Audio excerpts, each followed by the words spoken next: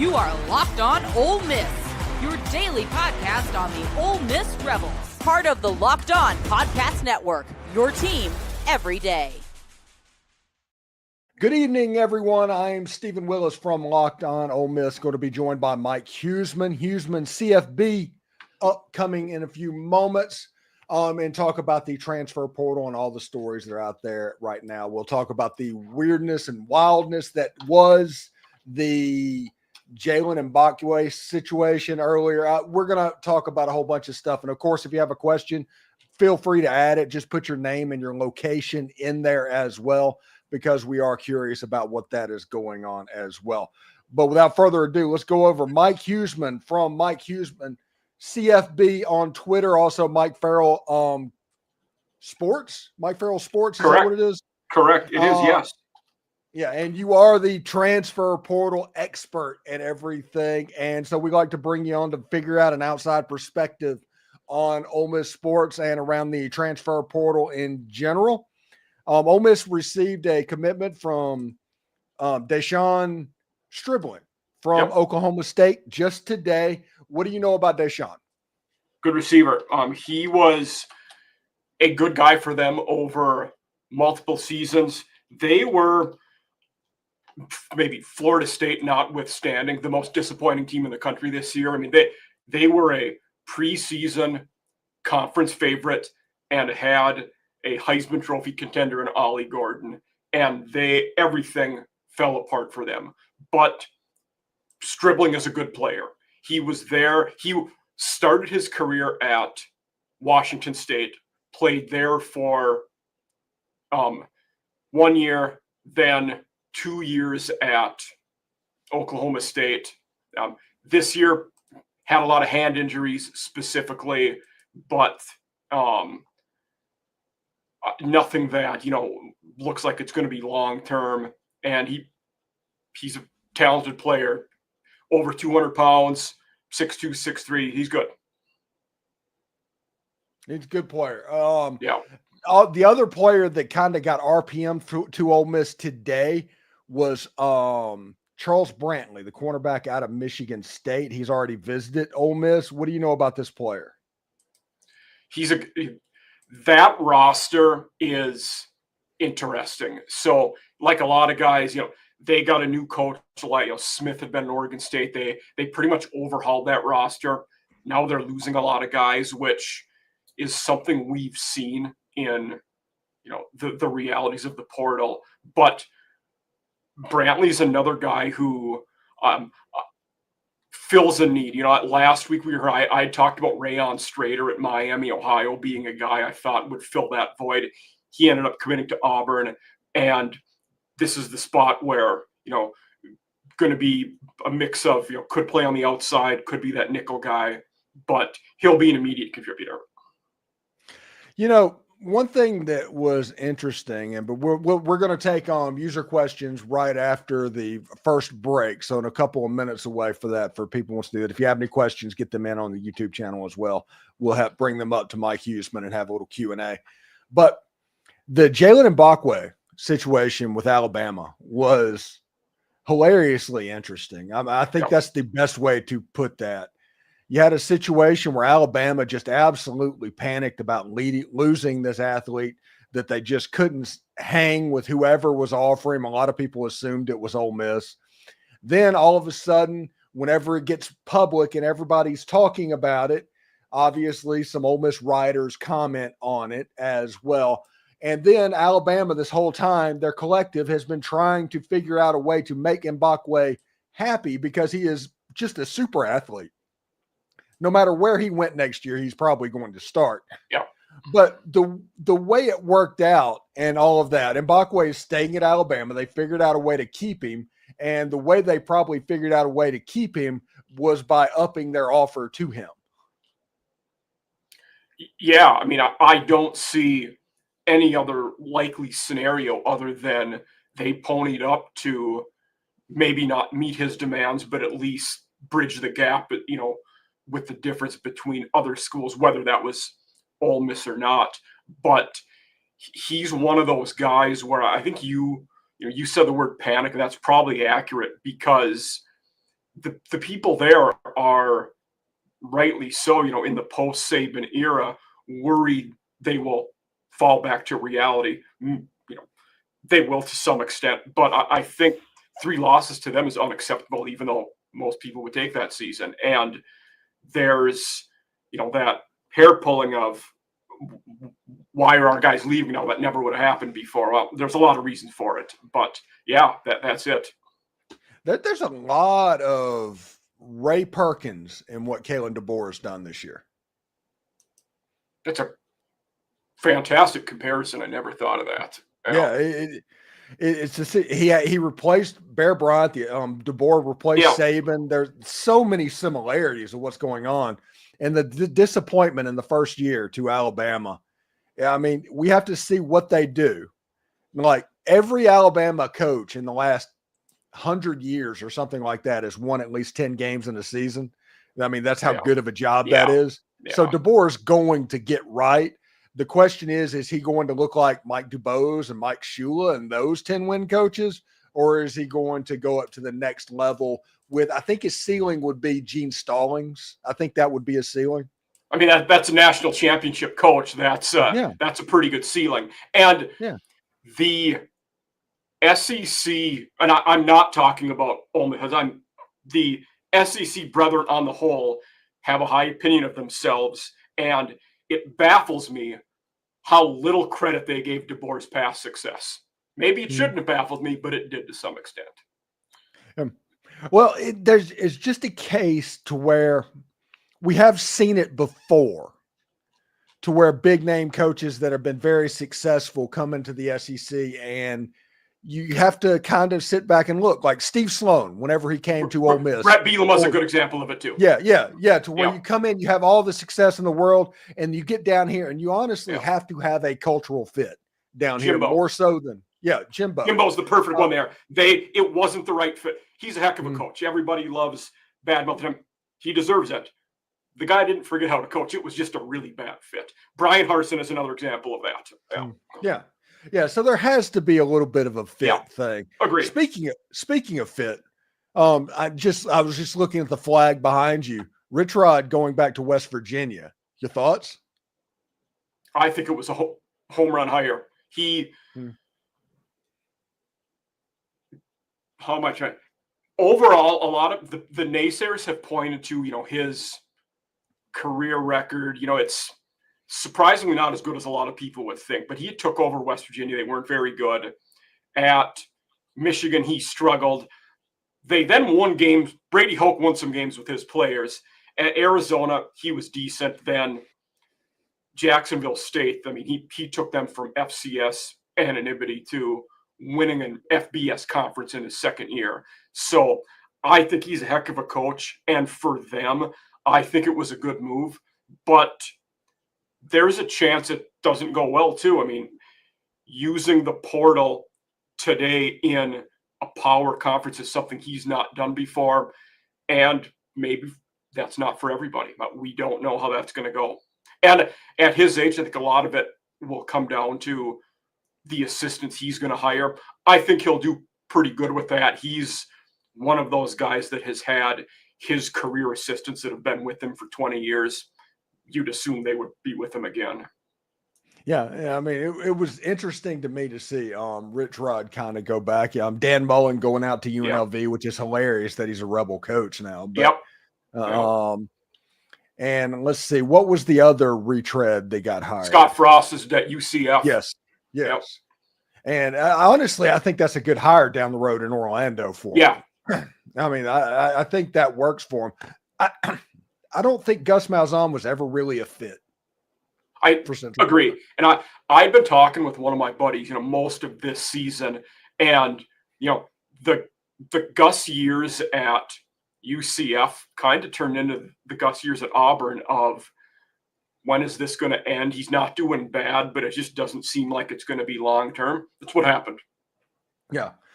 Pretty good. All right. So we're going to start taking some of your questions in the next segment and getting back to the transfer portal and talking about Ole Miss, who they're looking at coming up, who you might be interested in. I might answer a question on the chat about Deion Smith. we'll see exactly how that goes. But anyway, stick around for that. You know, it's that time of the year. The college football playoff is back, and with the newly expanded 12-team format, it's guaranteed to be bigger than better than ever, bringing you all the hard-hitting and high-flying excitement that you love. TNT Sports coverage of the college football playoff begins December 21st, starting with the college football playoff kickoff show presented by AT&T at 11 a.m. Eastern, leading into our first matchup. The SMU Mustangs battling the Penn State Nittany Lions at noon. Then the Clemson Tigers look to upset the Texas Longhorns in a showdown at 4 p.m. Eastern. Do not miss a moment of the action. Watch the college football playoff presented by Allstate live on TNT, True TV, TBS, and Max. All right, we are back, and we're going to take some of your questions that's going on. It might be a little bit slow. We'll talk about the transfer portal. Before we get started, any new names that Ole Miss fans need to be looking in that direction? We were talking about Alabama guys earlier, and Damon Payne, a D tackle, entered the portal today. I think with Otis, going to Colorado, which we had talked about last week. I was still surprised to some extent by it, but Damon Payne, like most of the D linemen going there, was a very high recruit coming out of high school and is a big, stalwart in the middle type guy. I think another school to watch there could be Michigan. He is from Bellevue, the same high school as Underwood, the QB that they just got. So that's his home high school. But Ole Miss would seem to be a fit for him, and they've certainly taken transfers within the conference before. So what else, of all the other players, what about like Zacharias Branch? Or anything there? Heard a few things. Nobody, I think, really knows yet. It sounds like him and brother are both going to go to the same place, which brother actually will be a P4 starter somewhere. It's not like he's just along for the ride. To some extent, he'll get an offer for that, but he's decent. I think Texas could be in on that one. We're hearing Ohio State, but if I was betting, to me, he seems like he could be a Texas guy, the type of receiver Sark likes and is really good at X's and O's with. Yeah, if you want to be a conspiracy theorist right now, you could look at the fact that Eric Singleton is on campus in Austin right now, and all of this Zacharias Branch stuff is going down as we speak, which means that Ole Miss probably has a better than average shot at Eric Singleton to team with Deshaun Stribling, and that's kind of a wide receiver pairing that'd be pretty dynamic. Yeah. Another one that I think the Gators could be another one to watch for. They're going to need some receivers there with Legway coming back. They're gaining momentum, and it'd be a place for him where you're going to be well compensated NIL wise, and you're going to be the guy. Yeah. So Gators could be another one. And Georgia at wide receiver. Georgia at wide receiver is I don't want to say hilarious, because it's not hilarious, because they're going after every wide receiver they can that's high level. Yeah. Because they have to, because Mike, I listened to the SEC championship game announcers say, hey, that wide receiver Georgia struggles because he's not a natural catcher of the ball. This is a Georgia wide receiver in 2024. I mean, so they're recruiting everybody. I think J. Michael Sturdivant is there right now. They're about to have a visit from Dane Key. And we saw Ray Thomas is entering the portal again. He had some issues there, but yeah. So we'll see exactly what it looks like, but yeah, I think the wide receiver room of what's going on, especially at Ole Miss, the other wide receiver rooms of people who need it is kind of falling in line for Ole Miss to get two of the targets they want. Yeah. And it kind of is as good as Georgia is, as much as they have things rolling. If you're a receiver and you're looking at all the options from a pure on-field point of view, that might not be where you'd want to go. I get why they're having trouble getting some of these top guys in the portal. Yeah. Pretty good. All right. So Saints fan 04 says anything on Deion Smith. I'm hearing the same thing that you're hearing, probably, Saints fan.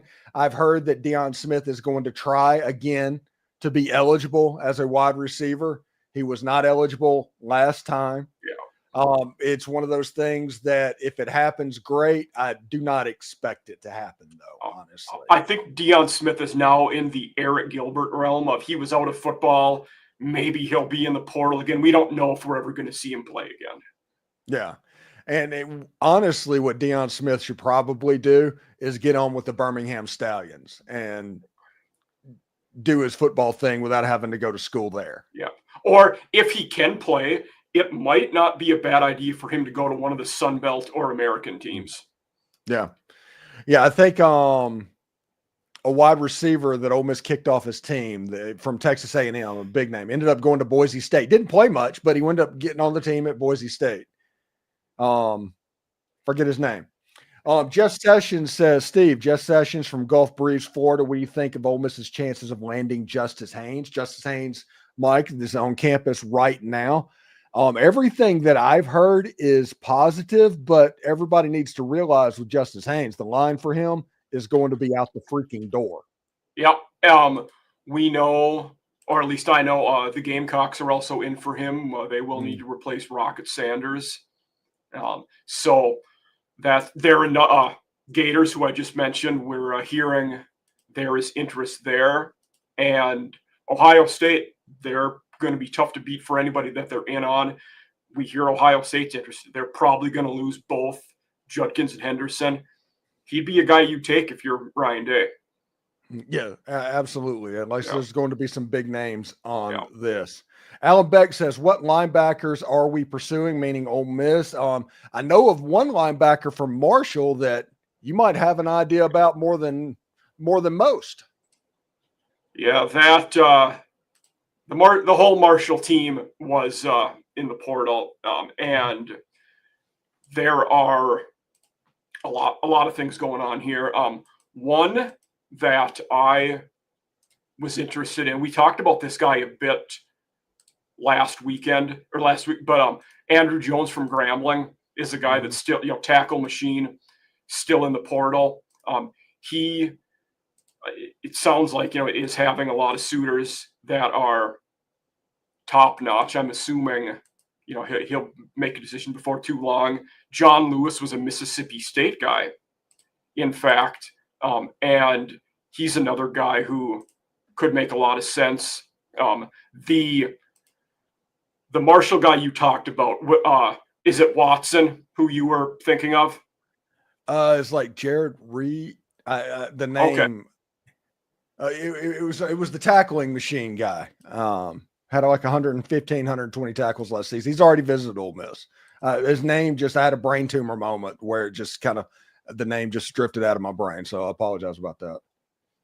Oh, it might have been Hart. Yeah, because they've lost two linebackers and two edges. The one I thought you might be talking about Watson, who actually committed to Kentucky yesterday. But okay, yeah. Let me. This is going to be excellent. I don't think that's him who you're talking about. Honestly, even though I'm in blitz, we've had over 25 guys go in the portal. It is almost impossible to keep track of everyone. Yeah, this is going to be really great podcasting and everything. But let me look up the name. Jaden Yates is one of the linebackers who. There he is. That's him. And he, probably 210 to 220. He's not very heavy, not very big. He just makes every tackle. The one thing to keep in mind with Yates will be if we get into the big school offers, he's a Columbus, Ohio native. I don't know if Ohio State's going to be in on him, but that is hometown. Okay. So Columbus, how far away is Columbus, Ohio, honestly, from Huntington, West Virginia? 3 hours or so. Okay. Yeah. Just a little geography question I was wondering about. We're about an hour and a half from Cincinnati, 3 from Columbus. Yeah. Okay. All right. So we're going to take another short break. When we come back, we will continue with your questions. Remember, if you have questions, please put your location where you're asking from, and we will talk about transfer portal names to know and what is going on with the transfer portal expert, Mike Huesmann. Stick around. Get ready to tackle the NFL action with FanDuel, America's #1 sports book, because right now new customers can bet $5 and get $150 in bonus bets if you win that first $5 bet. Every college football playoff game is featuring a home team favored by a touchdown or more. I might be crazy, but Tennessee might be more built for cold weather than Ohio State. That might be the upset that everybody needs to follow. That is my hunch. So when you get a hunch in the middle of the game, you can check out the latest stats, view live play-by-play, and so much more on the same page where you place your bet. The FanDuel Sportsbook app gives you everything you need to place live bets on the NFL all in one place. So visit FanDuel.com to join today. You'll get started with $150 in bonus bets if you win that first $5 bet. That's FanDuel.com. Never waste a hunch, and make every moment more with FanDuel, an official sportsbook partner of the NFL. You know, nothing gets me more exciting than watching Ole Miss football and making a little extra cash while I'm at it. That is why I love Prize Picks. This week on Prize Picks, I'm thinking about the Gator Bowl and what could happen. I'm thinking Jackson Dart is going to throw for more than 150 passing yards, Jordan Watkins more than 80 receiving yards, and my sneaky pick is Hunter Perkins more than a sack and a half in the game. It's simple, it's fun, and it makes every game feel like you're part of the action. I had a flex play hit last week, and even though one of my picks missed, I still cashed out. That is why Prize Picks is my go-to. Prize Picks is the best place to turn your sports opinions into real money. It takes less than 60 seconds to make your picks, and with the weekly promotions like Taco Tuesday, you can even get more value. Think discounts on player projections by up to 25%. Plus, Prize Pick puts its members first, and when my picks hit, I get my winnings fast, sometimes in as little as 15 minutes. Here's the best part. You can download the app today and use code LOCKEDONCollege, all one word, to get $50 off instantly after you play your first $5 lineup. Download the app today. Use code LOCKEDONCollege to get $50 instantly after you play that first $5 lineup. Prize Picks. Run your game. All right, we're back for the last segment with Mike Huesmann. We're talking transfer portal. We're doing Q&A, and we're seeing what's up. Tony Pierce has this question: is corners and safeties, and specifically safeties. On tomorrow, my show tomorrow morning, I talk about John Saunders and Trey Washington and the impact that they've had on the back end of that Ole Miss defense. There probably needs to be some safeties that are brought in. Are you seeing or hearing about any safeties that Ole Miss might be looking at? Talked a little bit last week about Stroman from Virginia Tech, who was a very good player in 22 and 23, missed this whole season with a shoulder injury. But a lot of the safeties have come off the board. Zachariah Poyser is one I had mentioned, who was a Jacksonville State guy. He committed to Miami today. Benjamin Perry had been at Louisville. He committed to UCLA. So Stroman probably is the best safety left. And after him, one of the next best safeties is Zion Branch, Zachariah's brother. Like he's a guy, like I said, he's a starter type guy. Caleb Weaver was another good one at Sam Houston State. I don't know that he follows Casey Keeler.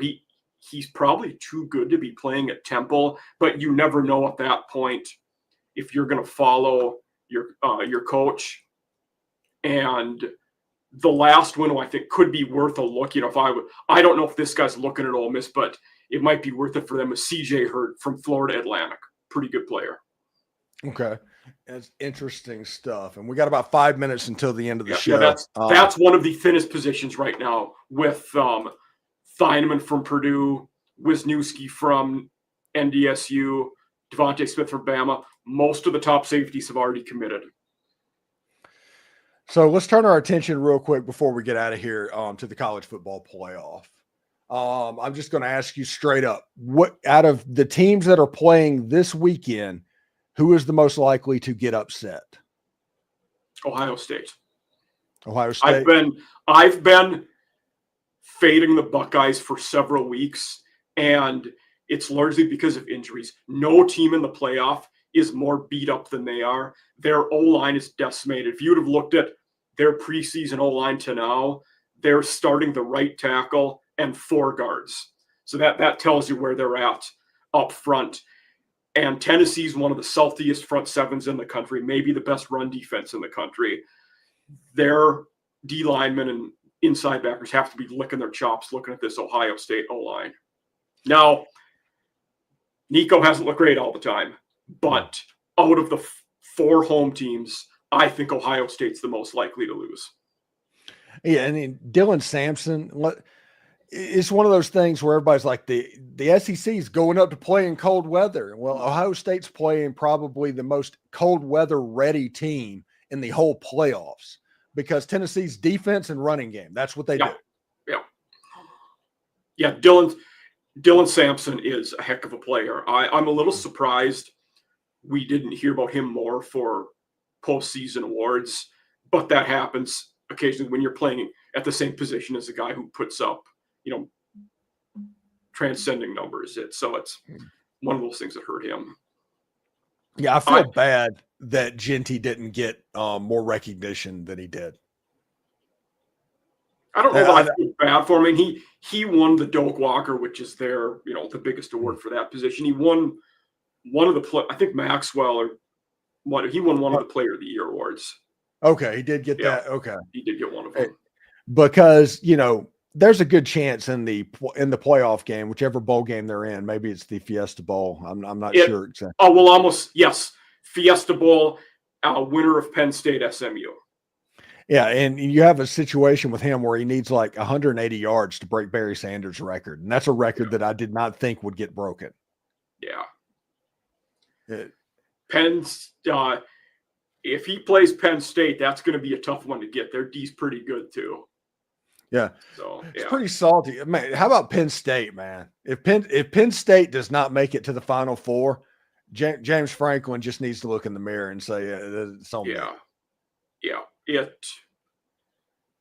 It might be. I mean, it is in that case. Yeah. They have to look at that draw and think, whoa, we got a home team or a home game against a team who was a coin flip to get in. And then we're going to play a G5 team 1,000 miles from home, which is also 1,000 miles from their home. You got to feel pretty good about that. And also looking at the playoff games this weekend, which is the most likely to be a blowout? I think it's probably the Penn State game. But the thing with that is Penn State and Notre Dame don't blow teams out, and Indiana doesn't get blown out. Like, I would probably say Notre Dame is the most likely to win. But if I'm saying most likely to blow out, I got to say Penn State, even though Texas certainly has the capability to do it. You don't know what Clemson team is going to show up.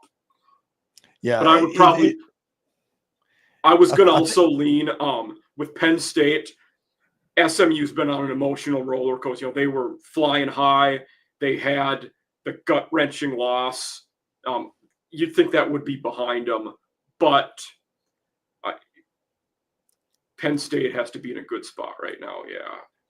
The one thing about Penn State, and I actually saw this happen in the Peach Bowl last year, they do not know how to deal with tempo. Tempo eats them alive. And if SMU can get tempo going, Penn State that game could be a lot closer than the experts think. Certainly could be. Yeah. I don't know that any of the 4 games will be too lopsided. I think they're all pretty good matchups. And like I said, I'm on Tennessee and then the other 3 home teams. But, that's just me.